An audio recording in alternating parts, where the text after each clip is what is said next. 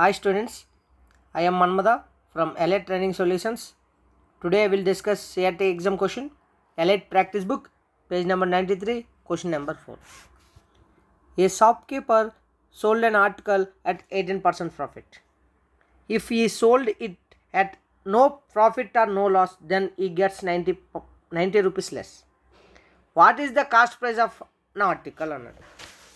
అంటే ఒక షాప్కీపర్ 18% ప్రాఫిట్కి అమ్మాడు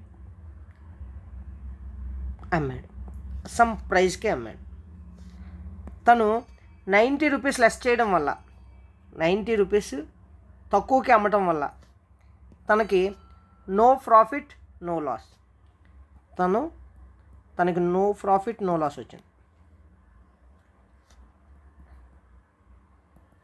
అంటే ఇక్కడ తను 18% ప్రాఫిట్ కదా, అంటే 118%కి అమ్మాడు.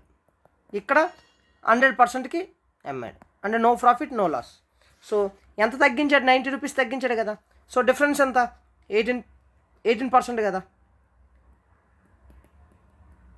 సో తను 18% తగ్గించడం వల్ల తనకి 90 రూపీస్ తక్కువ వచ్చింది. సో కాస్ట్ ప్రైస్ అంటే 100% కదా.